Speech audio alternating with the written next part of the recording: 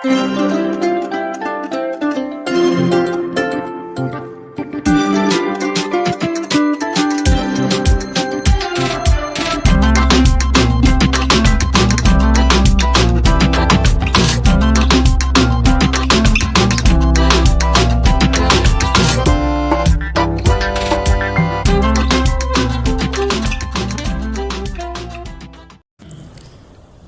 ஆண்டவரே, இப்போதும் நாங்கள் நீர் சிலுவையில் மொழிந்த 3வது வார்த்தையை குறித்து தியானிக்க இருக்கின்றோம் சுவாமி. அன்பு என்ற அந்த வார்த்தையிலே உமது அன்பை வெளிப்படுத்த சுவாமி. அடியனை மறைத்து உமது சத்தியத்தை வெளிப்படுத்தும் உம்முடைய வார்த்தையே சத்தியம் சுவாமி. ஆமென். சென்னையிலிருந்து ஒரு பேருந்து மதுரையை நோக்கி செல்வதற்கு ஆயத்தமாக இருக்கின்றது. பேருந்து கிளம்புகின்ற நேரத்திலே ஒரு இளைஞன் தனது தாயை அழைத்து கொண்டு அந்த பேருந்திலே ஏறுகின்றான். ஓட்டுநரின் காதிலே சென்று, எப்படியாவது என்னுடைய தாயை எங்காவது ஒரு காட்டுப்பகுதியிலே இறக்கிவிட்டு செல்லுங்கள், ஏனென்றால் என்னுடைய தாயினுடைய தொந்தரவு தாங்க முடியவில்லை. அதே நேரத்திலே அவள் நோய்வாய்ப்பட்டிருக்கிறாள், வயதும் ஆகிவிட்டது. என்னுடைய மனைவியினுடைய தொல்லையும் தாங்க முடியவில்லை.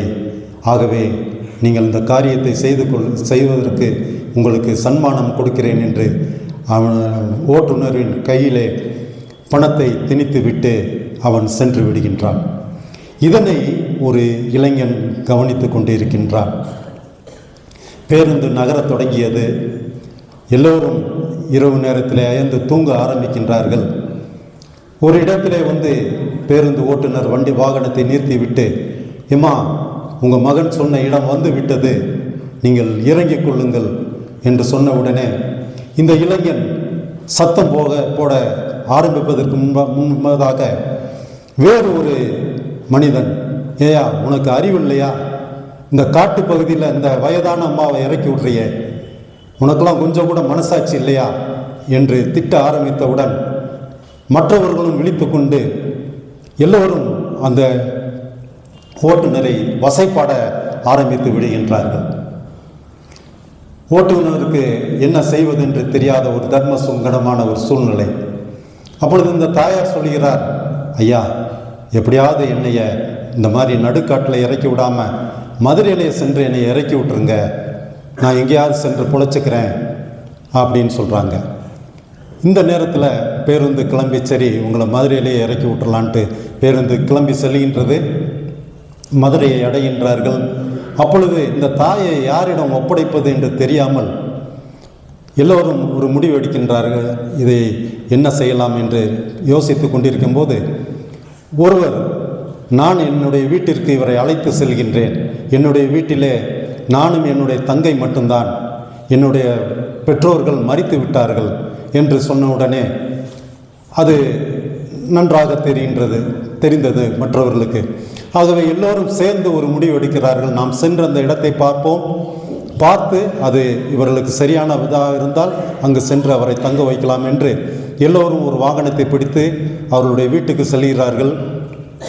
அங்கே சென்று பார்க்கும் பொழுது அது அவர்களுக்கு சரியாக இருக்கும் என்று கருதி அந்த வீட்டிலே அவர்களை தங்க வைத்து, அதே நேரத்தில் எங்களால் முடிந்த அளவு நாங்கள் மாதம் அந்த தாயாருக்கு அனுப்புகின்றோம் என்று உறுதிமொழியும் கொடுத்துவிட்டு செல்கின்றார்கள். அப்பொழுது இந்த தாயார் தன்னோடு கூட வந்த அந்த இளைஞனிடம், என்னுடைய மகனை எப்படியாவது கண்டுபிடிச்சு கொடுத்துருப்பா அப்படின்னு சொல்லும் பொழுது, எப்படியாவது இந்த தாயாருக்கு அந்த கொடூரக்காரனை பிடித்து கொடுக்க வேண்டும் என்ற ஆவலிலே அந்த தாயாரிடம் அவருடைய விலாசங்கள் எல்லாம் கேட்டு அந்த பகுதிக்கு சென்று விசாரிக்கும் பொழுது அவர்கள் கணவனும் மனைவியும் மின்சார கசிவினால் மரணம் அடைந்து விட்டார்கள் என்ற துர்ச்செய்தியை கேட்க நேரிடுகின்றது. எப்பொழுதெல்லாம் அந்த தாயாரை இந்த இளைஞன் பார்க்கின்றானோ அப்பொழுதெல்லாம் அந்த தாயார் கேட்பார்கள், ஆனால் தன்னுடைய மகன் உயிரோடு இருக்கிறான் என்று நினைத்து கொள்ளட்டும் என்று சொல்லி இதனை மறைத்து கொண்டே அவரும் வந்தார். ஆம், கிறிஸ்துவுக்குள் பிரியமானவர்களே, மனிதநேயம் சாகவில்லை, வாழ்ந்து கொண்டுதான் இருக்கின்றது. இந்த நாளிலும் கூட நாம் அன்பை குறித்து தியானிக்க இருக்கின்றோம். யோவான் நற்செய்தி நூல் 19ஆம் அதிகாரம் 26, 27 வசனங்கள்.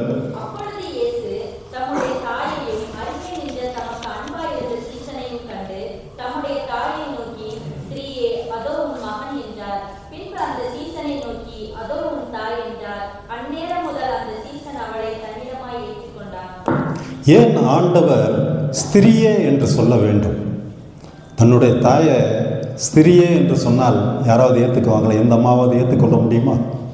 ஆனால் ஆண்டவர் 2 விதமான குணத்தை இங்கு காட்டுகிறதை பார்க்கின்றோம். ஒன்று, அவர் உண்மையிலேயே தேவனுடைய குமாரன் என்று எல்லோரையும் அவர் நோக்கி பார்க்கும் பொழுது அவரும் ஒரு பெண்மணியாக ஆண்டவருக்கு தெரிகின்றார்.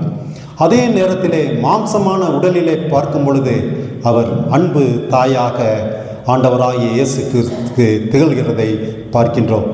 இதனுடைய ரூட் காஸ், அதாவது மூல காரணம் என்ன என்று பார்ப்போம் என்றால், அது ஆதியாகமம் 3ஆம் அதிகாரம் 15வது வசனம்.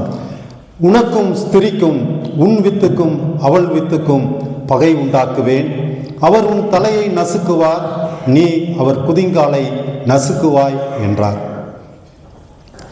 நீ அவரது குதிங்காலை நசுக்குவாய் என்பது சாத்தான் கிறிஸ்துவை தோற்கடிப்பதற்காக மேற்கொண்ட பல முயற்சிகளை குறிக்கின்றது. இம்முயற்சிகளில் முக்கியமானது கிறிஸ்துவை சிலுவையில் அறைந்து கொள்வதற்கு சாத்தான் தூண்டிய ஒரு செயல்தான். யோவான் நற்செய்தி நூல் 13ஆம் அதிகாரம் 27வது வசனத்தில், அந்த துணிக்கையை அவன் வாங்கின பின்பு சாத்தான் அவனுக்குள் புகுந்தான். அதாவது யூதாஸ் காரியத்துக்குள் சாத்தான் புகுந்தான் என்பதை நாம் பார்க்கின்றோம். அவர் உன் தலையை நசுக்குவார் என்பது பெண்ணின் வித்தாக தோன்றும் கர்த்தராகிய இயேசு கிறிஸ்து சாத்தானை முற்றிலும் தோற்கடிப்பார் என்பதை தீர்க்க தரிசனமாக கூறுகின்றது.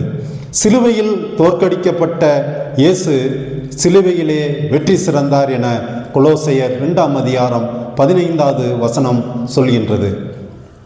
உயிர்த்தெழுதலினால் மரணம், பாதாளம் ஆகியவற்றின் மீது ஆண்டவராகிய இயேசு கிறிஸ்து வெற்றி சிறந்தார்.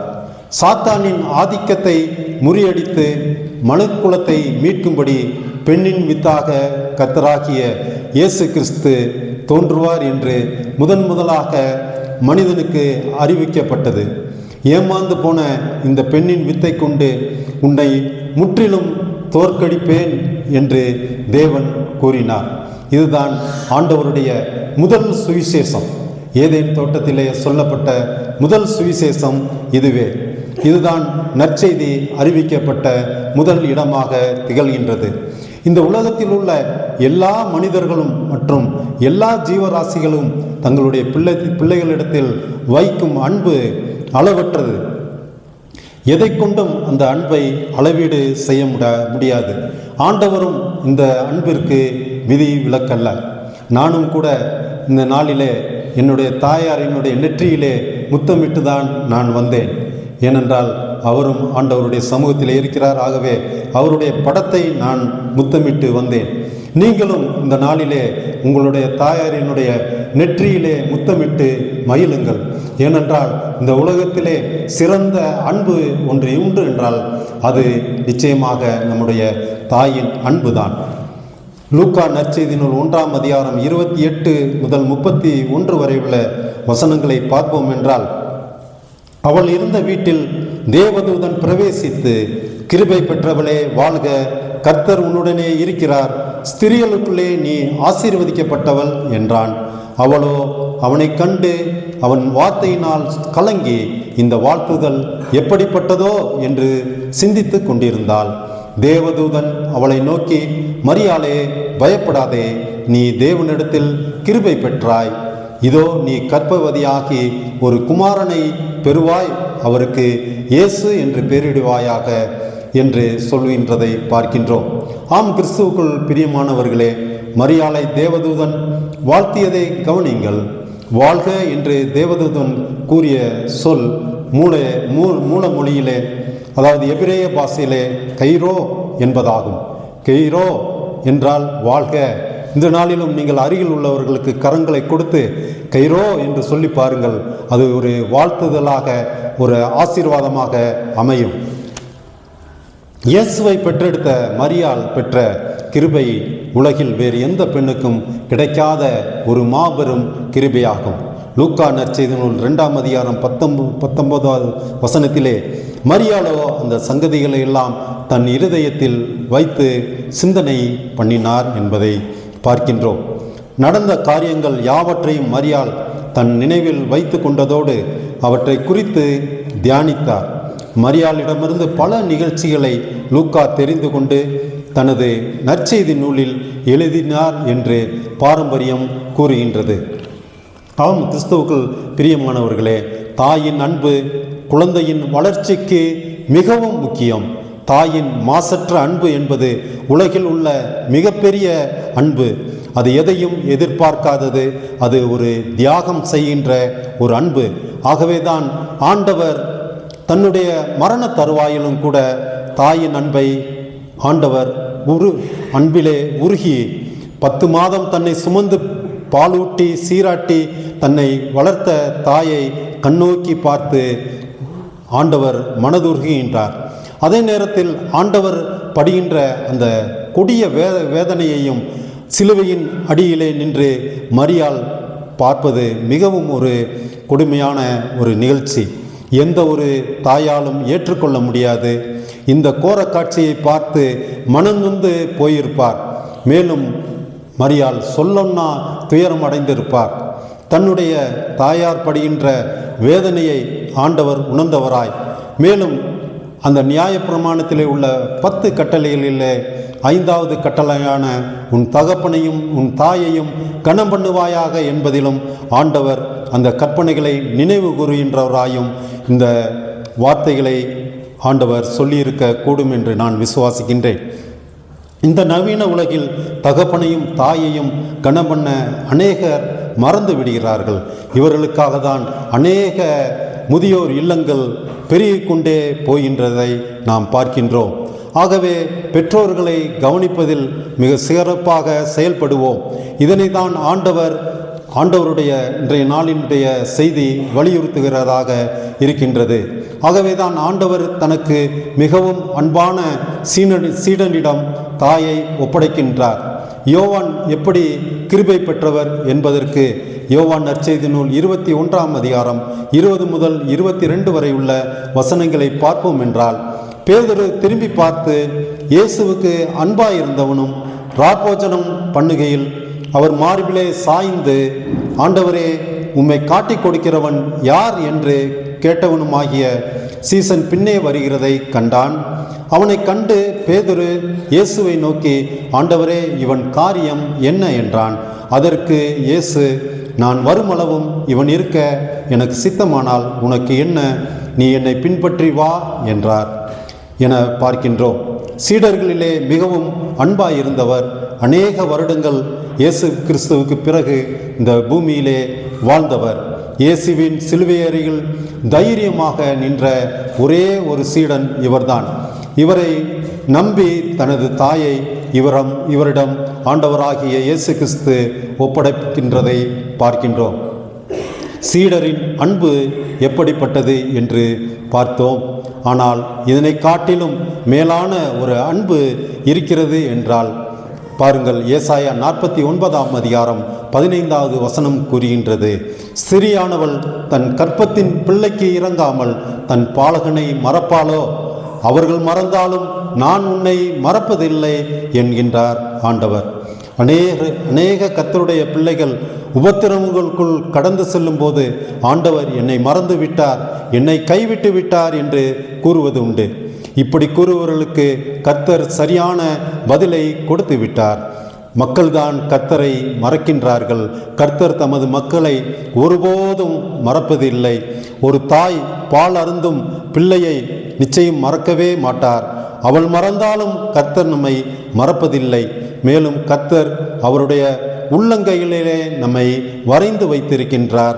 எந்த சூழ்நிலையிலும் இந்த வாக்குறுதிகளை கிறிஸ்தவர்களாகிய நாம் மறந்துவிடவே கூடாது. இந்த விசுவாசத்திலே நாம் மரண பரியந்தம் உறுதியாக இருக்க வேண்டும். ஆகவே இம்மையிலும் மறுமையிலும் நம்மோடு அன்பு செலுத்துகின்ற ஆண்டவரிடம் நம்மை ஒப்படைப்போம். அதற்கு எல்லாம் வல்ல ஆண்டவர் நமக்கு கிருபையை தர வேண்டும் என்று மன்றாட வேண்டும். ஒரு அன்பை குறித்து ஒரு பாடலை மாத்திரம் பாடி என்னுடைய உரையை முடிக்க விரும்புகின்றேன். அன்பு, இயேசுவின் அன்பு, அது அளவிட முடியாதது. நம்பு, நீதை நம்பு, இகமதில் கிடைக்காதது. அன்பு, இயேசுவின் அன்பு, இது அளவிட முடியாதது. நம்பு, நீதை நம்பு, இகமதில் கிடைக்காதது. தாய் தந்தை அன்பொரு நாள் அது தனிந்தே போய்விடும். தாய் தந்தை அன்பொரு நாள் அது தனிந்தே போய்விடும். தன் பிள்ளைகள் அன்பொரு நாள் அது பிரிந்தே போய்விடும். தன் பிள்ளைகள் அன்பொரு நாள் அது பிரிந்தே போய்விடும். என்றென்றும் மாறாதது, என்றென்றும் மாறாதது என் நேசரின் தூய அன்பு. என் வாழ்வில் தீராதது என் இயேசுவின் தூய அன்பு. அன்பு, நீ இதை நம்பு, இகமதில் கிடைக்காதது. நண்பனின் அன்பொரு நாள் அது நலிந்தே போய்விடும். நண்பனின் அன்பொரு நாள் அது நலிந்தே போய்விடும். நீ நம்பினோர் அன்பொரு நாள் அது நழுவியே போய்விடும். நீ நம்பினோர் அன்பொரு நாள் அது நழுவியே போய்விடும். என்றென்றும் மாறாதது, என்றென்றும் மாறாதது என் இயேசுவின் தூய அன்பு. என் வாழ்வில் தீராதது என் தேவனின் ஜீவ அன்பு. அன்பு, இயேசுவின் அன்பு, இது அளவிட முடியாதது. நம்பு, நீதை நம்பு, இகமதில் கிடைக்காதது. இகமதில் கிடைக்காதது, இகமதில் கிடைக்காதது. ஆண்டவர் தாமே இந்த வார்த்தைகளை நமக்கு ஆசீர்வாதமாக்கி கொடுப்பாராக. ஆமென். நாம் யாவரும் 187 பாடலை